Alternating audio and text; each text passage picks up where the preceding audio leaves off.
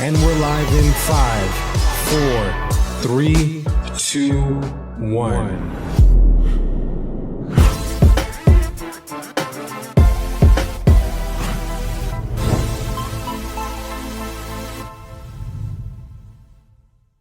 Hey guys, Jordan Nielsen here, host of Real Estate Pros on Lister Pros TV. Today, we're in Las Vegas, Nevada with Travis Saunders of Wardley Real Estate. Thanks so much for taking time out of your day and joining me on Real Estate Pros. Really appreciate you giving me the opportunity to be here. Yeah, awesome. So for those watching that don't know who you are, we'll give you an opportunity to introduce yourself.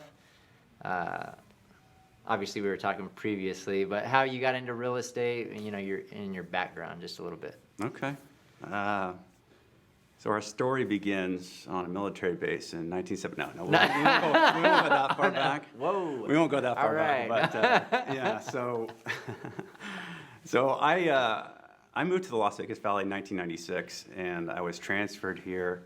I was working for a window company. We did construction, supplied windows for residential builders, and so moved out here in '96. And I always joked about the fact that if somebody told me that I was going to be selling windows in Las Vegas, Nevada, and in high school, I would have told them they were crazy, right? Because Vegas was not that place. Right. Not a place to live.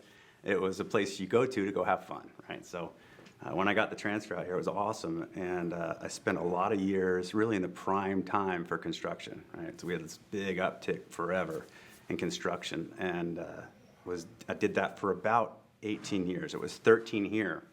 And then 2006 came and the economy tanked, and I had to move to Texas for a little bit. So I had to, but I really enjoyed it there. Texas was awesome. I lived in Austin. What part of town? Oh, Austin area? In between Austin and San Antonio, out in the hills. So it was great because that economy was doing well. And so I supplied windows again for residential builders, and then had an opportunity to come back here to Las Vegas and run a home warranty company.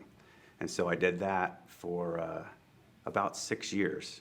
And during that time, I really kind of caught the bug back into real estate.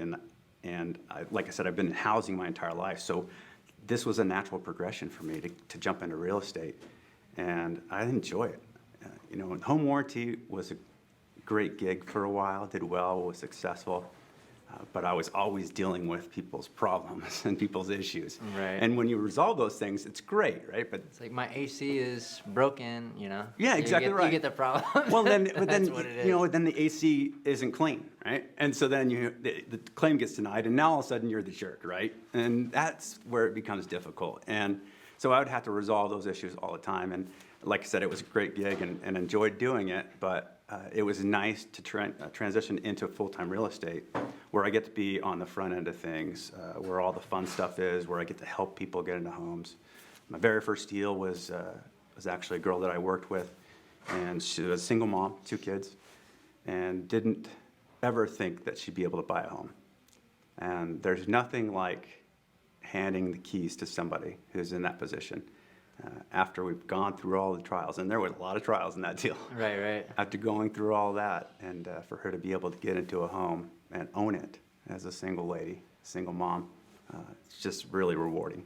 Yeah, that's awesome. So what's your favorite thing about being in real estate and a real estate agent? Obviously, you've been in real estate in the building and windows and home warranty things, but as a real estate agent, what's your favorite part of the job? Helping people. Yeah. And that's it.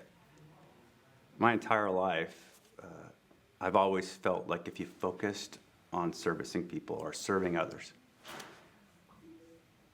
you're going to get the rewards out of that. Where if you focus on yourself, focus on how much money I can make or how many people I can get, how many deals I can get done in a year. That's your focus. You might make money, but in my mind, you're not successful. Right. You got to serve people. You serve them, then the money's going to be a natural progression from there. You're going to get that. Right, and I think that's probably part of the issue where people get into real estate thinking that, oh, it's easy money, which it's definitely not. It's a lot of hard work, but then they end up leaving the business because, they don't have the passion or, their motives aren't quite in there to be able to sustain in a business through the tough time. So how long have you been a real estate agent? I've had my license for a couple of years. Really only been full-time for a better part of a year, since the end of last summer. Yeah. Awesome. And you found success pretty early in your career. You've closed several deals already this year. So, you know, what things have you been doing that has helped driven your success? Well, we talked about all the real estate agents. You know, there's 18, 19,000 real estate agents in Las Vegas, and on an average month, maybe there's 3,000 sales. Right? So you do the math, and there's a lot of people not producing. Hold on, 3,000 sales On average, right? So is that per year? Per month, sorry. Oh, per month. Okay, I was about to say, I was like, Yeah. whoa. Yeah, but you look at that, like, so look at that number, and then, yeah, so maybe a person closes a couple deals a year. Well, that, you can't make a living off that. I mean, maybe some people can, I can't. But the thing is, you got to work. Unless you've been in a situation where you've had a full commission job or something along those lines, you don't realize that there is nobody overlooking you. You have no boss. If you don't do it, it doesn't happen. If you don't produce, if you don't work, it's not going to come to you. There are people that will go out and do an open house, and then they'll get a buyer that very first open house. It happens. Happens all the time. Doesn't happen to everybody. And so that's why you see people that will come in and they'll drop out, because they just don't have the stamina to keep going. And when my first 4 months, I open housed every single day. Really? Every single day. I literally was there every single day. I bet you, my first 12 open houses, I didn't have a single person come in. Not one. It was ridiculous. I mean, I was like, what? And I have, hear about these other people in the office that are, getting deals out of their open houses, and I'm like, what is this deal? Like, right? It's ghost town over here now. So, right? So if that's the case, can you survive that? Can you do that? Can you continue? For me, I didn't really want another option. I decided I wanted to be in real estate because everything has pointed me in this direction. I was running the window company at the end. I was running the window company for the last few years here. I was running the window company in Texas. I was running those companies, so I had the history of negotiation. So that part I knew I was solid in. Right? Construction, I knew I was solid in. So new construction homes, those types of things, very easy for me to take people through. I've had a couple of those closings already. So new construction, I can take them through every phase. I actually know a lot of the superintendents. I know the directors of construction in a lot of these places, so I'm able to do that. And then the home warranty means I understand all that back-end stuff, right? The trade contracting stuff. So it helps me with that. So I knew that even though it was tough going at the beginning, that if I just persisted, the deals would come. And it's about developing those relationships with people you already know. You have a sphere of influence that you start with, and maybe you're brand new to Las Vegas, you don't know anybody. But it's through those open houses that you meet people, and then you keep in contact with them. One of the things that Worthy does a very good job at is training people. And through that training, I learned that there's a 9 to 21 month process between when somebody decides that they want to go get a house to where they actually decide they're going to make a decision. Right? So what month did I catch them in? Right. Did I catch them in month 1? I can't tell you how many people come to open houses and they go, yeah, we just started looking. Well, what does that mean to me? Like, how long have they been thinking about it for 7 months and now they just started looking? Or, where are we at? So you got to understand, and one of the things that was tough for me to understand was when somebody says, we want to buy a house, that doesn't mean today. That could mean 12 months down the road. Right. So to call them one time and then expect them to call you right back, right? That's courteous, but that doesn't mean that's what's going to happen. Well, yeah, I'm going to call that real estate agent back, right? I don't need to call him back, right? So I'm just going to let him go, let his email or whatever else it is, just let it go, and then if he's really serious, maybe he'll call me back 3 months from now when I'm ready. Right. So talking a little bit more about the open houses, obviously you had some initially that were ghost towns. What were those things that you did differently later on to drive more traffic? What are some of those, I guess, not secrets, but things that you did that actually helped people come to your open house? Well, I acquired more signs. But some of it is, look, there's going to be homes that have more traffic than others, right? So some of it is choice of where you're open housing. But also, the time of year helps too, right? So I'm open housing in, October, November, December. Fewer people are looking at buying homes during those periods of time, right? So that's part of it as well. But I've had success more recently because of the homes that I'm at, the geography of where I'm putting my signs, how I'm doing that. And then, obviously doing as much as you can prior, marketing-wise, letting people in the neighborhood know that you're having those open houses, putting stuff on Facebook, social media, all that stuff helps out. Awesome. So you're like a year and a half into it. What advice would you give to a brand new agent that's starting today in real estate to be able to find success like you have? Persist, certainly, but understand that you have every single day to do this. Yet you have every single day not to do this.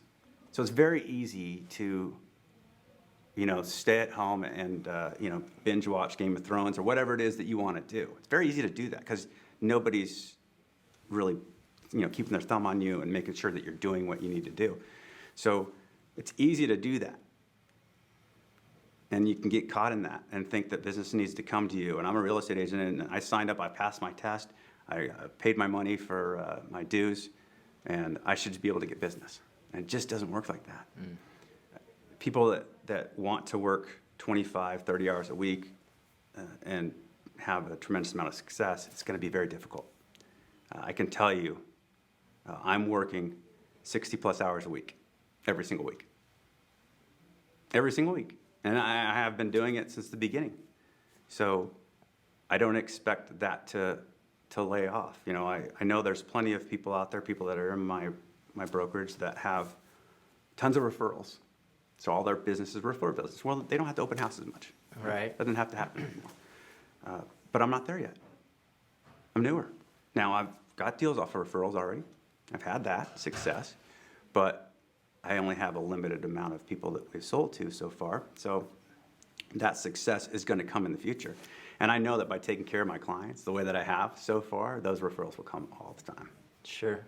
And obviously you mentioned earlier that there are like 19,000 different real estate agents in the Las Vegas area. So I want to ask, what sets you apart from the agent 2 doors down or? Well, they're not a number to me. I don't have a single.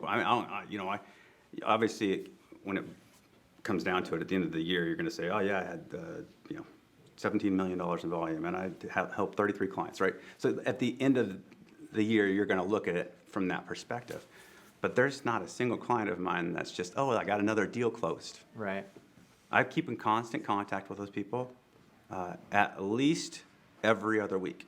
Every person that I've closed a deal with, I keep in contact with them.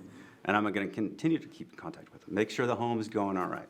I was dealing with this morning with the guy who's having an issue with the hot water to his kitchen faucet.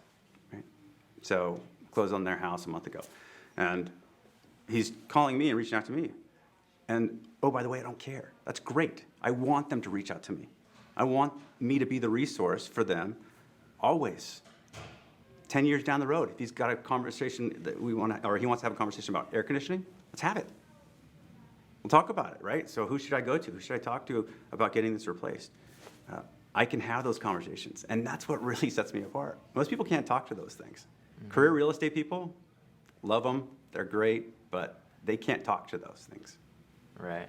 You can only talk to what you know, right? Right, and with your background in home warranty, I'm sure you know the resources where to find people and absolutely know where to get deals. And what actually to do it, you know. Exactly. Yeah, I just love the ability to help people. Like I said, the construction stuff's awesome too. In new construction, I get to walk through every phase. Okay, so this was going to happen next. I go and meet with the superintendent, go and walk through the house. When there's a specific thing they're pointing out and they're not talking about it in layman's terms, I can make the translation between superintendent and client, right? So, and that's actually a good point because I think some homeowners will just walk into like the model homes unrepresented, thinking that an agent doesn't bring much value when it's a new construction. What could go wrong? So what are those ways in which an agent does help in representing clients for new home builds? Well, unfortunately, construction process isn't as smooth as it always should be. Right? And even on the most recent one I closed, great home builder, does a great job, but there are little things here or there.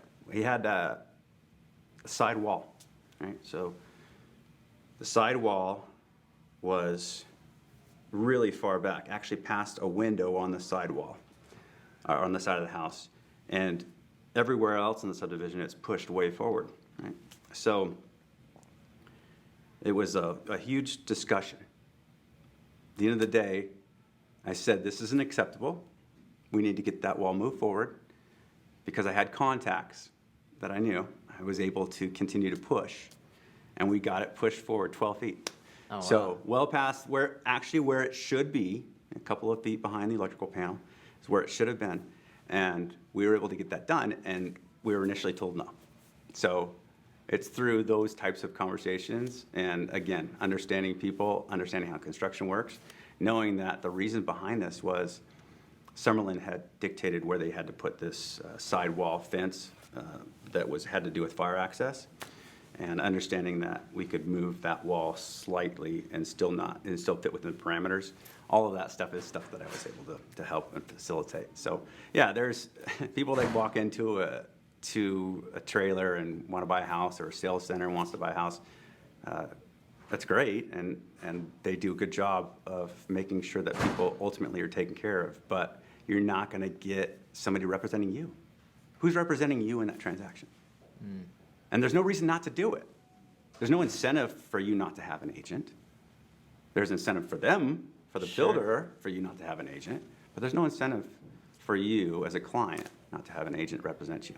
So that's what I encourage people that are looking at new builds to do. Find an agent, use them. Awesome. Well, if somebody watching this is interested in having you help them buy or sell a home in the Las Vegas area, how do people get a hold of you? They can call me at any point, right? 702-969-6642. My email is catchthevegaswave@gmail.com. Catch the wave. You surf. Catch the wave. I grew up Southern California, surfed my entire life, and yeah, that's my brand. So I have catchthevegaswave.com and catchthevegaswave.net. But yeah, it's interesting, right? The Vegas wave.